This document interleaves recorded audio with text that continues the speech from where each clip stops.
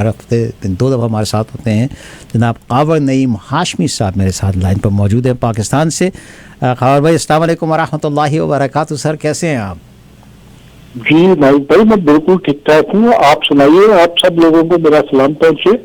वालेकुम अस्सलाम वरहमतुल्लाहि वबरकातुहू फ्रॉम टोरंटो।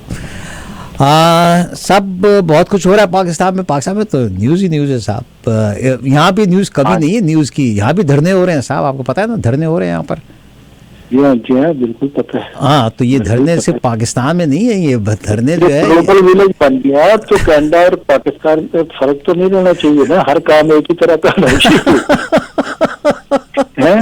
बस देख लें आपके यहाँ पर भी मैंने कहा था कि अब पाकिस्तान में मैं सोचता था कि यार ये धरने हो रहे हैं यहाँ पर, इनको कुछ काम धाम नहीं है। इतने सैकड़ों की तादाद में लोग आके बैठ जाते हैं यहाँ पर। मगर बहुत पाकिस्तान में बहुत ज्यादा सियासत जो है, वो अपोजिशन जो है, वो ऐसे लग रहा है जैसे वो मुकम्मल चढ़ाई के प्रोग्राम है। और मगर ये देख लें कि अब मेरी बात मुझको ही खा गई। मैं पाकिस्तान को कहता था कि वहाँ पर धरने पड़ रहे हैं और लोगों के पास काम धाम नहीं है, इतने आके यहाँ बैठ जाते हैं यहाँ पर ये। मगर पता लगा कि हमारे टोरंटो में, हमारे कनाडा में, हमारे बॉर्डर्स पे, हमारी हर जगह उन्होंने धरने डाल दिए साहब। सारा पूरा का पूरा इकोनॉमी बैठती चली जा रही है हमारी। एनीवे, प्रॉब्लम तो इकोनॉमी की है सारी दुनिया में जी।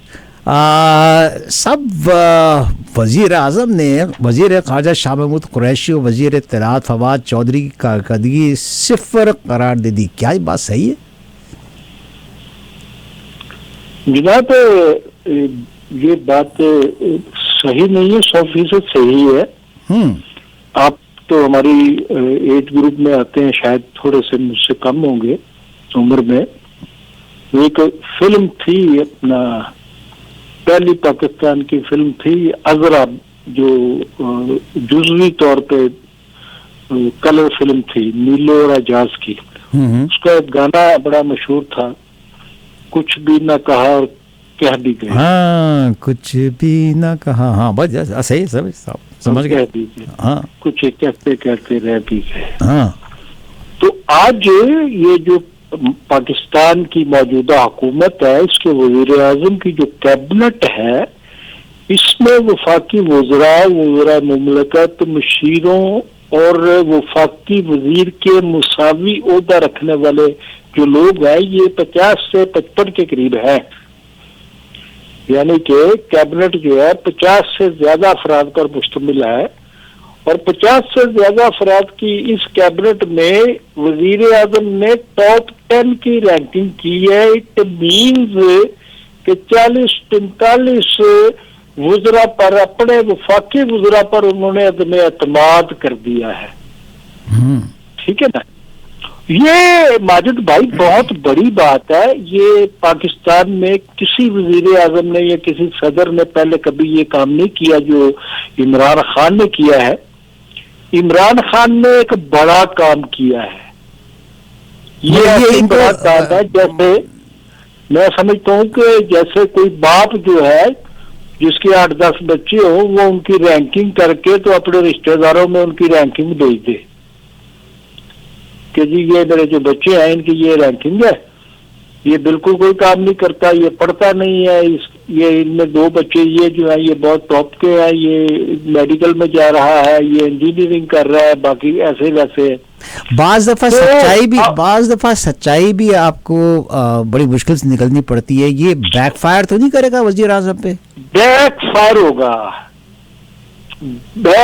होगा। देखिए ना, नाम किस किस के नहीं है।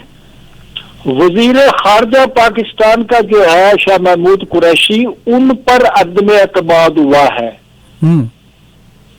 और वजीर खारजा साहब कह रहे हैं जी इमरान खान साहब वजीर आजम जो है, वो मेरी तो उनसे अक्सर मुलाकात रहती है, उन्होंने कभी आज तक मुझे नहीं कहा कि भाई कोई खारजा पॉलिसी में किसी तरह वो मुतमईन नहीं है। वो तो पूरी तरह मुतमईन नजर आया मुझे, लेकिन आज उन्होंने अपना अदम इत्मीनान का इजहार कर दिया है वजारत वजीर खजाना पर, अपना वजीर खारजा पर। ठीक है। और फिर देखिए उसमें फवाद चौधरी साहब का नाम नहीं है। फवाद चौधरी जो हर वक्त उनकी वकालत करते हैं टीवी पे, उनका नाम भी टॉप 10 में नहीं है। शौकत तरीन का नाम शामिल नहीं है। शौकत तरीन का जो वजीर खजाना है आपके, उनका नाम शामिल नहीं है। आपके जो वजीर तजारत है और वजीर आजम पाकिस्तान रोजाना कहते हैं कि जी महंगाई तो हो रही है, लेकिन इकोनॉमी पाकिस्तान की जो है वो मजबूत तर हो रही है। लेकिन उन्होंने अपने वजीर तजारत को 8वें नंबर पर रखा है, 10 में से 8वें नंबर पर। सही। तो ये सारी चीजें जो है ये इतना बड़ा जमहूरी माशरा नहीं है। ये जिस टाइप का मुआशरा है उसी टाइप के वुज़रा है, और जिन वुज़रा 45 वुज़रा पर अदम एतमाद किया गया है, या शेख रशीद जो 24 घंटे गुन गाते हैं वजीर आजम पाकिस्तान के इमरान खान के, उनको टॉप 10 यानी कि 55 में से जो 10 टॉप 10 चुने गए हैं लोग, टॉप 10 में शेख रशीद वजीर दाखिला है, उनका नंबर जो है वो 9वां है। वो ठीक है ना। और उनको एक तकरीब मुनक्कद की जाती है, और उस तकरीब में उनको कारकर्दगी के रैंकिंग वाइज सर्टिफिकेट दिए जाते हैं, हैं जी। लेकिन हाँ, वो टीवी पर फुटेज में वही जाती है, चैनल सारे चलाते हैं, पूरा पाकिस्तान देख रहा है। That is funny, that is funny. मगर एक लिहाज से देखें ना, अब ये लोग इनको वजीर आजम को छोड़ देंगे कि भाई नहीं हम नहीं काम कर सकते आपके साथ, या ये कि उन्होंने फिर अपनी कारकर्दगी को बेहतर बनानी पड़ेगी। हाँ, कुछ लोगों ने कहा है, जैसे फवाद चौधरी साहब ने कहा है कि मेरी कारकर्दगी ठीक नहीं थी, इस वजह से मेरा नाम शामिल नहीं हो सका, और मैं अपनी कारकर्दगी ठीक करने की कोशिश करूंगा। ये तक कहा है उन्होंने। उनके दिल में क्या है, रैंकिंग में जहां वो नजर नहीं आया, उनके दिल में क्या है ये आप और मैं नहीं कह सकते। और बाकी जो 45 वुज़रा है उनके दिल में क्या है वो आप और मैं नहीं कह सकते। नून लीग दल पता दावा कर रही है कि जी इमरान खान के जो 5 वफाकी वजीर है वो हमारे राब्ते में है, और वो सिर्फ टिकट की गारंटी मांग रहे हैं। हम उन्हें आज टिकट की गारंटी दे दें तो 5 वजीर जो है वो कैबिनेट से निकलकर नून लीग में शामिल हो जाएंगे। तो आप तो बड़े एक्सपीरियंस हैं कावनीम हाशमी साहब, आप क्या देखते हैं कि क्या रद्द अमल होगा पॉलिटिशियंस का, ये वुज़रा का? आई मीन ये तो साफ मुंह पे थप्पड़ है ना इन लोगों के, बहुत बड़ा थप्पड़ है। लेकिन इस पे वो सवालात भी उठाए जा रहे हैं। जो टॉप 10 रैंकिंग हुई है, तो जो फेवरेट वुज़रा करार दिए गए हैं उनकी कारकर्दगी में खामियां निकाली जा रही हैं, उनकी जो वजारतें हैं उनमें खामियां निकाली जा रही हैं। और ये भी कहा जा रहा है कि मुराद सईद को नंबर 1 कारकर्दगी में करार दिया गया है, और मुराद सईद साहब वो है जो वजीर आजम के इंतहाई करीबी दोस्त हैं। दूसरा नंबर असद उमर का है, फिर वो तानिया नश्तर आती हैं, खुसरो बख्तियार आते हैं, वही यूसुफ आते हैं, अब्दुल रज़ाक दाऊद साहब का मैंने बताया कि 8वां नंबर पे चले गए वो, हैं जी। शफकत महमूद 9वें नंबर पे है, ये फखर इमाम 10वें नंबर पे है। अच्छा, ये जो एक इन्होंने फंक्शन किया और फंक्शन में सारों को सर्टिफिकेट्स दिए, क्या उनको पहले पता था ये चीज़ होने वाली है, या ये एक किस्म का, क्योंकि आज तक तो कभी ऐसा हुआ नहीं है, तो ये जो सर्टिफिकेट उनके हाथ में पड़ा है? ख्याल के ऐसा वुज़रा को पता होगा। अगर पता होगा तो जिन लोगों को ये डिग्रियां दी गई हैं, हाँ, उनमें 1-2 बंदे मुमकिन ऐसे हों जो एतमाद में लिए गए हों, लेकिन मेरा नहीं ख्याल कि ये 10 बंदों को पता होगा कि उनके साथ ये होगा। तो अगर पता भी होगा, हम तो नहीं हतमी तौर पे कह सकते पता था या नहीं पता था, लेकिन अगर पता भी होगा तो इम्कान है कि ये ऐसा भी हो सकता है। लेकिन जैसा कि मैं ज़ाती तौर पे वज़ीर आज़म साहब को जानता हूँ, मेरा चूँकि बहुत ताल्लुक़ रहा है वज़ीर आज़म साहब से, तो मुलाकातें बहुत रही है उनके साथ, तो मेरे ख्याल में उन्होंने ये सीधा राज में रखा होगा, जैसी उनकी तबीयत है उसके हवाले से मैं समझता हूँ। चलें जी, आगे आइंदा दिनों में देखेंगे क्या होने वाला है यहाँ पर, मगर this is a surprise to me, it is a big surprise. तो उनका तो जिनका नाम आया है इस लिस्ट में, उनके लिए तो बहुत ही ज़्यादा सरप्राइज होगा ये अगली न्यूज़ है ना। खबर नहीं हाशमी साहब, मैंने जब ये न्यूज़ पढ़ी तो वाकई मेरे रोटे खड़े हो गए कि सिंध के मेडिकल कॉलेज की तालिबात को ज़्यादती के बाद कत्ल और फिर लाशें पंखों से लटका दिए जाने का इंकशाफ। वाओ! ये खबर जब मेरे सामने आई तो मैं आपसे भी ज्यादा हैरान हुआ। मेरी हैरानी और तरह की थी। आपकी हैरानी तो ये है ना कि ये कैसे होता है, ये कैसे मुमकिन है, कैसे हो सकता है।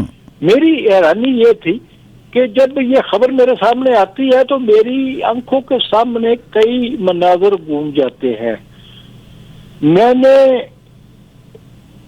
कई बार, दर्जनों बार टीवी स्क्रीनों पर ये मनाज़र देखे हैं, दिखाए जाते हैं कि हॉस्टल्स में, ख़ास तौर पे यूनिवर्सिटीज़ की हॉस्टल्स में या मेडिकल कॉलेजों यूनिवर्सिटियों के हॉस्टल्स में, और डॉक्टर लड़कियां भी मैंने 3-4 तो मुझे याद भी हैं कि इस किस्म के वाक़यात जो हैं कि जी वो फला ज़ेरे तालीम डॉक्टर ने, खातून डॉक्टर ने पंखा झूल गई और खुदकुशी कर ली, और फिर उनके माँ बाप जो होते हैं वो कोशिश करते हैं कि इसका पोस्टमार्टम ना हो।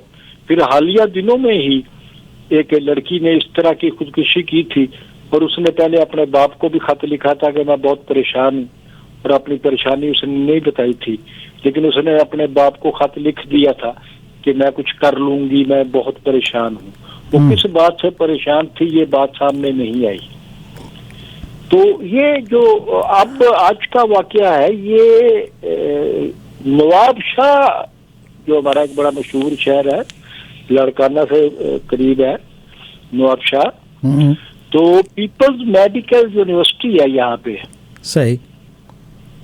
तो पीपल्स मेडिकल यूनिवर्सिटी की जो नर्सिंग हाउस ऑफिसर है, इनका नाम है खातून का परवीन रिंद। सही।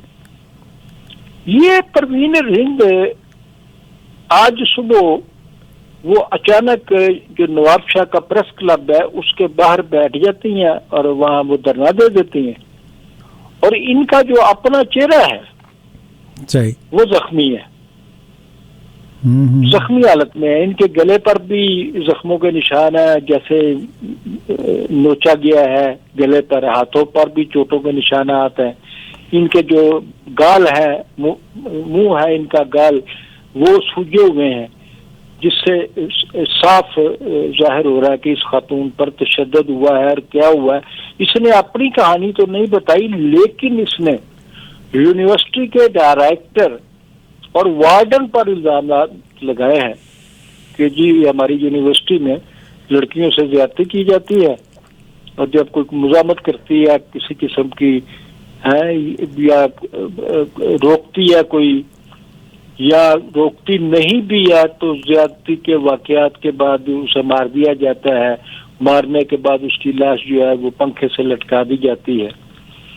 अब यूनिवर्सिटी की जो खातून वाइस चांसलर है, उन्होंने तो ये इल्जामात सामने आने पे कर दिया है कि ये 3 रुकनी तहकीकाती कमेटी कायम कर दी है। अब देखें कि पाकिस्तान में तहकीकाती कमेटियां कभी कामयाब तो नहीं हुई। अगर ये जो कुछ कह रही है खातून, अगर ये कहानियां सामने आ जाएं, तो मेरा ख्याल है कि ये जब तक सच सामने ना आए, उस वक्त तक इस किस्म के वाकयात का जो मदावा होता है, या उनको कम करना होता है, या ख़त्म करना होता है, या इंसाफ दिलाना होता है जिनके साथ हुआ, उस वक्त तक मुमकिन नहीं होता। लेकिन तहकीकाती कमेटियां बनती हैं और तहकीकाती कमेटियां जो हैं वो इंतजामिया की मर्जी से रिपोर्टें दे देती है, इंतजामिया ही बनाती है। अब इस पे अदालतों को मेरा ख्याल है नोटिस लेना चाहिए, अदालती तहकीकात होनी चाहिए, अदालत की कमेटियां बननी चाहिए। बहुत बड़ा ये इल्जाम है, बहुत बड़ा इल्जाम है। तो वो खातून जो है वो नर्सिंग हाउस ऑफिसर है, उसने वाइस चांसलर को भी, डायरेक्टर को भी, वार्डन को भी, इन तीनों की गिरफ्तारी का मुतालबा भी किया और कहा कि इन वाकयात में ये तीन बड़े, एक वार्डन और ये वाइस चांसलर, सबसे बड़ा यूनिवर्सिटी का वाइस चांसलर तो नंबर 1 होता है ना जी, चांसलर तो जो होता है गवर्नर होता है। सही। तो जो वाइस चांसलर पर इल्जाम है कि वो ये कर रहा है, और डायरेक्टर का, यूनिवर्सिटी का डायरेक्टर ये काम कर रहा है, और उनका साथ जो है वो यूनिवर्सिटी का एक वार्डन दे रहा है। तो ये बहुत बड़ी खबर है मेरे ख्याल में, कोई छोटी खबर नहीं है। तो इसको देखेंगे कि अब एक और जो न्यूज़ है मैंने बताया, हाँ, जो वाकयात मैंने आपको बताया कि ये वाकयात मैंने आए दिन अखबारों में देखे हैं, और लाशें भी पंखों के साथ लटकी हुई जो है उनकी तस्वीरें भी मैंने देखी हैं। नाउज़ुबिल्लाह। पाकिस्तान में सब पासपोर्ट ब्लैक लिस्ट करने का कानून को कलअदम करार दिया गया, ये क्या न्यूज़ है? ये जी 2 शहरी थे, शेख शान अलाही नाम का और एक अनवर शाह नाम का। उन्होंने अपने, उनके पासपोर्ट जो है वो गवर्नमेंट ने किए थे, ब्लैक लिस्ट किए थे। तो वो हाई कोर्ट में चले गए, जिस पे हाई कोर्ट ने आज फैसला दिया है कि जो कानून है किसी भी शहरी को पासपोर्ट को ब्लैक लिस्ट करने का, इसको कानून को ही खत्म कर दिया है। लाहौर हाई कोर्ट ने कल अदम करार दे दिया है। और उसमें नून लीग के जो कायदीन है, 2 नवाज शरीफ और शहबाज शरीफ, उनका भी हवाला दिया गया है। उनका क्या हवाला दिया गया है अभी तफसीली फैसला सामने आएगा तो पता चलेगा। तो ये जो अदालत है, उनके जस्टिस तारक सलीम शेख, उनका कहना है कि ये जो जितने उन्होंने रिमार्क्स दिए हैं उनसे वो लिंक का पता चलता है कि इनका नवाज शरीफ और शहबाज शरीफ के हवाले क्यों दिए गए होंगे कि सफर करने का जो हक है वो आलमी तौर पर बुनियादी इंसानी हक तस्लीम किया जा चुका है। किसी भी शहरी का बैरून मुल्क जाना बुनियादी हकूक के आर्टिकल का जुज्व है, हिस्सा है। सही। हुकूमत किसी भी शहरी का पासपोर्ट मनसूख करने से 2 हफ्ते पहले उसे इज़हारे वजू का शोकाज यानी देने का पाबंद है हुकूमत। तो सुप्रीम कोर्ट, हाई कोर्ट और बैंकिंग कोर्ट के अलावा, देखिए सुप्रीम कोर्ट, हाई कोर्ट और बैंकिंग कोर्ट के अलावा और पाकिस्तान की कोई भी अदालत किसी का नाम ECL में डाल ही नहीं सकती, ये भी हुक्मनामे में कहा गया है। जबकि यहाँ पर हमने देखा मुताबिक अदालतें जो है लोगों के नाम जो है ECL में डाल रही है, और ये हो रहा है, पता नहीं हजारों लाखों ये केसेज हो चुकी है। लोगों को बारून मुल्क जाने से रोक दिया गया है, उनकी तस्वीरें जो है एयरपोर्टों पे भेज दी जाती हैं जी। तो इसी तरह वफाकी हुकूमत को ये भी कहा गया है कि निजी और दीवानी मुकदमात में भी जो फेडरल गवर्नमेंट है पाकिस्तान की, कि वो दीवानी और निजी मामलात जो होते हैं, मुकदमात होते हैं, उनके नाम भी शहरियों के ECL में डालने का हक नहीं रखती। तो किसी का पासपोर्ट मनसूख करने के वफाकी हुकूमत के फैसले के जो मनसूख करने का वफाकी हुकूमत के फैसले भी जो है वो अदालती नजरसानी से मशरूत किए गए हैं। तो इस फैसले का अगर लंदन में बैठे हुए नून लीग के कायद के केस से मुआवजा किया जाए तो उनको याद दिलाते चले कि उनके पासपोर्ट की मियाद पिछले साल 15 फरवरी को खत्म हो गई थी, जिसके बाद हुकूमत पाकिस्तान ने इनके पासपोर्ट की तजदीद नहीं की। अब ये जो फैसला है लाहौर हाई कोर्ट का, इस फैसले से पता चलता है कि हुकूमत पाकिस्तान ने जो नवाज शरीफ का पासपोर्ट नहीं बनाया ये गैर कानूनी है। ओके, ठीक है साहब। हाँ जी, ठीक हो गया। नवाज शरीफ के पासपोर्ट की तजदीद ना करने की वजह ये बताई गई है गवर्नमेंट की तरफ से कि जी इन्हें इश्तहारी करार दिया जा चुका है। तो नवाज शरीफ का सफर क्या था, इनके पास से जब उन्होंने गए थे लंदन, तो उनके पास तो वैसे भी डिप्लोमेटिक पासपोर्ट था जो उस वक्त से उनके पास था जब वो वजीर आजम थे, और वजारत आज़मा से उतारते ही उन्हें गिरफ्तार कर लिया गया था, उनका पासपोर्ट जब्त भी किया गया। और जिसके पास डिप्लोमेटिक पासपोर्ट है तो उसको डिप्लोमेटिक तो आप नहीं देंगे उनको, डेफिनेटली साबिक वज़ीर आज़म को मिलता तो है, लेकिन आप कहते हैं कि वो सजा याफ्ता है तो आप नहीं देंगे। लेकिन पासपोर्ट देने के हक से आप उनको महरूम नहीं कर सकते, उनको शोकाज किए बगैर और वो वजूहात सामने लाए बगैर कि किस वजह से ये इनको पासपोर्ट जो है, और वो वजूहात वो होंगी जो लाहौर हाई कोर्ट ने जिनकी तशरीह की है।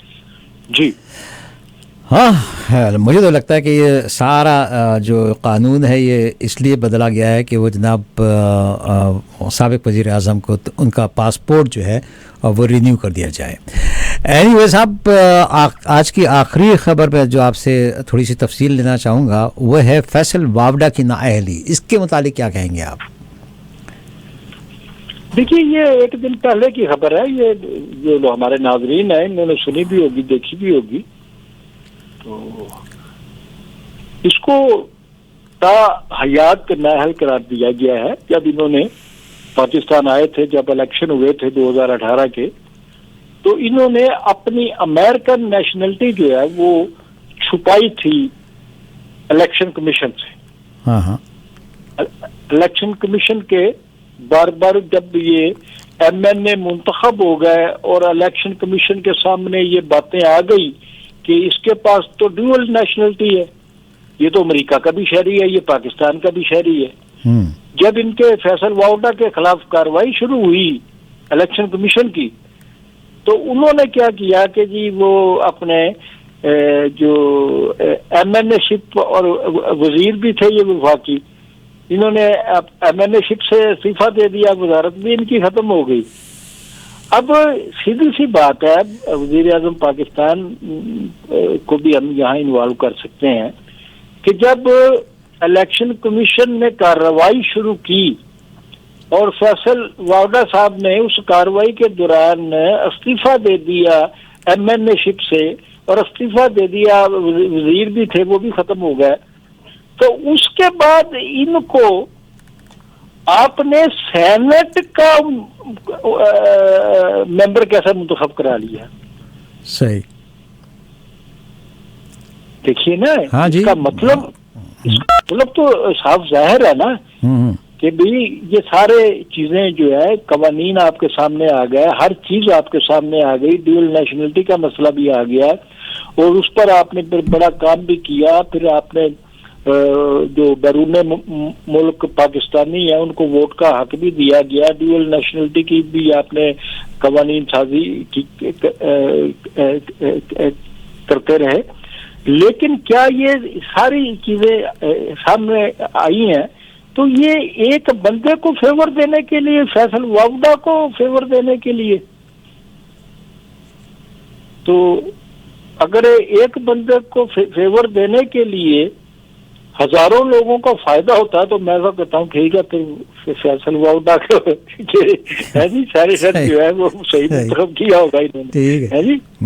तो मगर कहा गया है हुकूमत, उनके अदालत ने कहा है इलेक्शन कमीशन ने कि वाडा साहब ने जो वफाकी वजीर के तौर पर अवामी मुद्दे के दौरान जो तनख्वाहें और मराहत लिए हैं, DA लिए हैं जी, वो 2 महीने के अंदर अंदर सेक्रेटरी कौमी असम्बली के पास सारे पैसे जमा करा दे।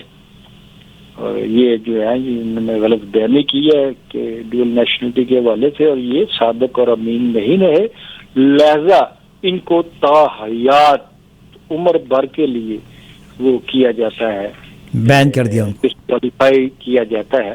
पाकिस्तान में यह बहस भी चल रही है कि डिस्क्वालिफिकेशन जो है वो एक टर्म के लिए, एक हुकूमत के लिए होनी चाहिए या सारी जिंदगी के लिए होनी चाहिए। ये भी एक इस पे बहस शुरू हुई।